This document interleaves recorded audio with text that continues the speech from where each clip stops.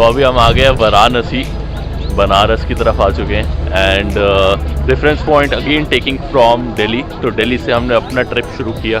दिल्ली से we took a train, रात को ली थी train from at around 8 PM in the night. And Shiv Ganga express उसने हमें छोड़ दिया सुबह सुबह 6 बजे के अराउंड बनारस में। तो जो लोग मेरे बारे में नहीं जानते, मैं हूँ Gaurav Matas. I am a dreamer, I am a believer. मैं मार्केटर भी हूँ, मैं ट्रैवलर भी हूँ, मैं एक इंजीनियर भी हूँ बाय एजुकेशन। सो अभी बनारस की तरफ आ गए। सो बनारस में सबसे पहले जर्नी की शुरुआत की हमने 80 घाट से। सो 80 घाट पर आने के बाद वहाँ से आप 100 रुपये में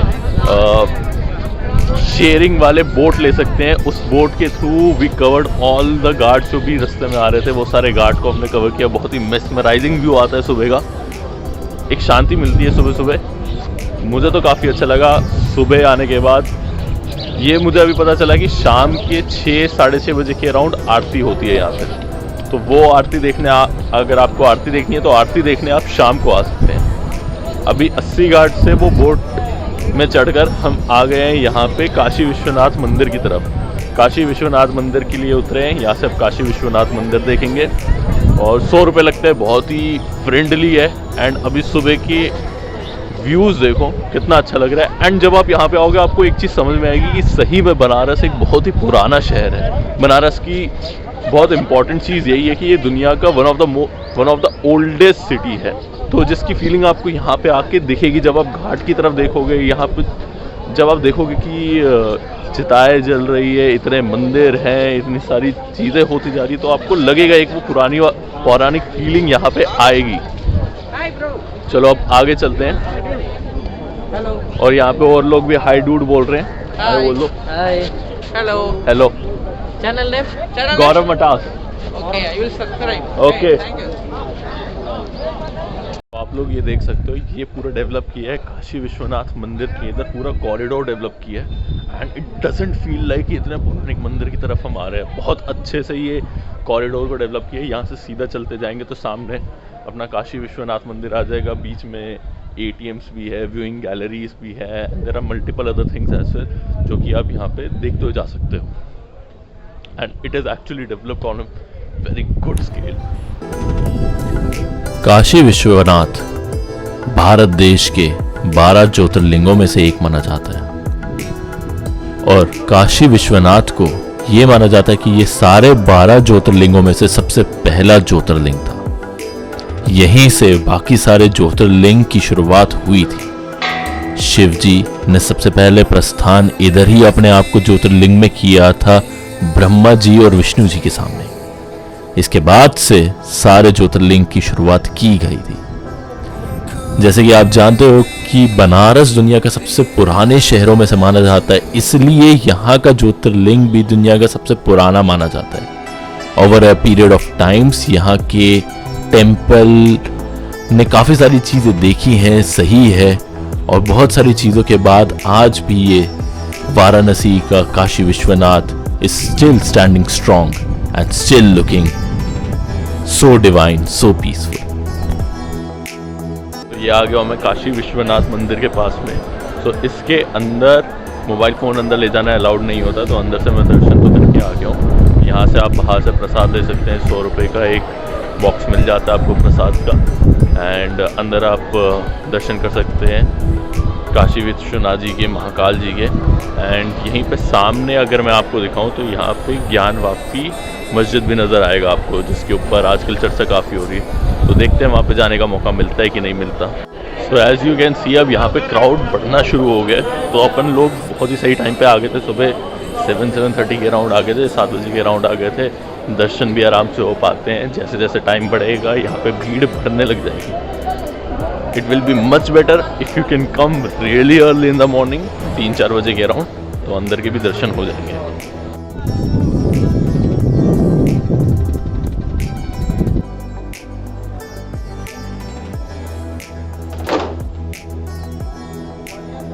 So after taking the divine darshan at Kashi Vishwanath और शिव जी के, महादेव बाबा जी के आशीर्वाद लेने के बाद I went straight back to my hostel.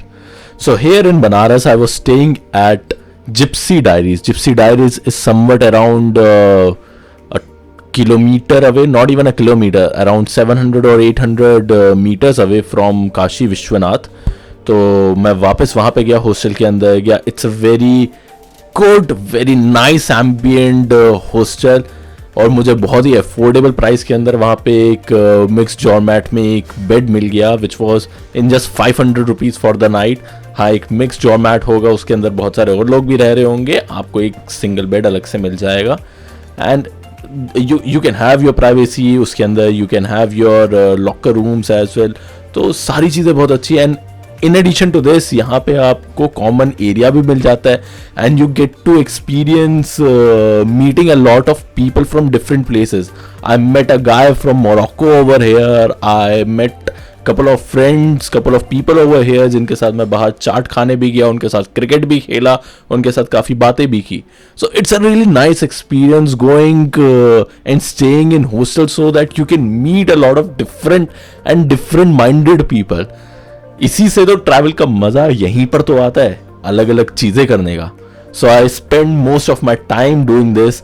चाट खाने गए हम साथ में, और चाट वहाँ की टमाटर चाट को भी खाया. And majorly I was here in Banaras for a friend's wedding. So later in the night I went for friend's wedding as well. तो अब आ चुका है रात का time, and now we are moving towards the friends wedding. तो दोस्त की wedding की तरफ जा रहे हैं हम. वो मेरे हॉस्टल से अराउंड 30 मिनट्स की डिस्टेंस पे. So I will be going over there. सुबह से हमने काशी चाट भंडार का चाट खाया, और भी बहुत सारी चीज़ें एक साथ करते रहे. ज़्यादा कुछ एक्सप्लोर करने की हिम्मत रही नहीं थी, इतना ज़्यादा ट्रैवल और हेक्टिक जर्नी के लिए. तो कल सुबह जाएंगे अब हम संकटमोचन, हनुमान मंदिर और ये सारी चीज़ें. गंगा आरती देखने का बहुत अच्छा था, पर वो देख नहीं पाए. नेवरदलेस इस बार बहुत ही कट टू कट प्लान था, छोटा सा प्लान बनाना था, इस वजह से वेडिंग भी इन्वॉल्व थी. तो बहुत ज़्यादा चीज़ें एक्सप्लोर उतना नहीं कर पाए, फिर भी काफ़ी सारी चीज़ें एक्सप्लोर कर दी है. मैंने आपको बताया था कि कहाँ पे क्या है. जो हॉस्टल है, हॉस्टल के रूम्स अच्छे हैं. 500 रुपीज़ में मुझे हॉस्टल का रूम मिल गया था, एंड ऐसे ही आप लोगों को भी मिल सकता है.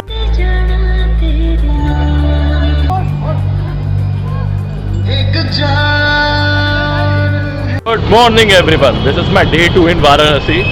एंड कल रात को मैं आया था अपने दोस्त की शादी से, अराउंड 1:30 के अराउंड आया था, तो थोड़ा लेट उठा आज. I got ready, and by 11:30 I checked out from my hostel. And तो मेरा जो हॉस्टल है वो औरंगाबाद में है, which is near to ghats only. And उधर से I am coming here Durga Kund की तरफ. अगर आप आओगे तो that will take you around 20-25 rupees in sharing e rickshaws.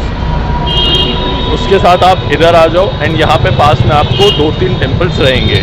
सबसे पहले आपका दुर्गा टेम्पल हो जाएगा, देन फिर आपका तुलसीराम टेम्पल होगा और संकट मोचन होगा. तो आप आसपास ही ये 3-4 चीज़ों को कवर कर सकते हो. दुर्गा माता मंदिर के बाद मैं तुलसी राम मंदिर आया था, तुलसी माता मंदिर आया था.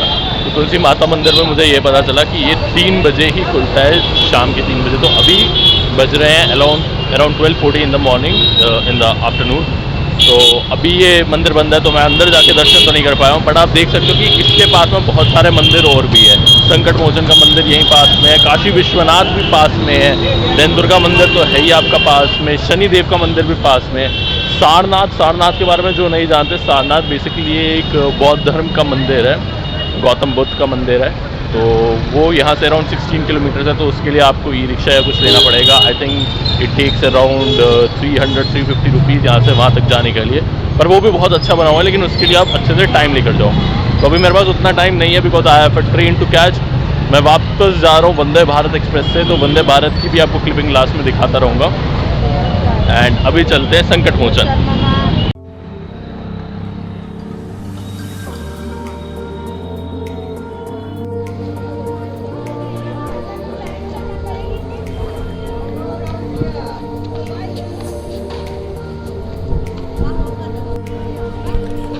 तो दोस्तों, इसी के साथ ख़त्म होता है मेरा ये छोटा सा वीकेंड ट्रिप वाराणसी के लिए.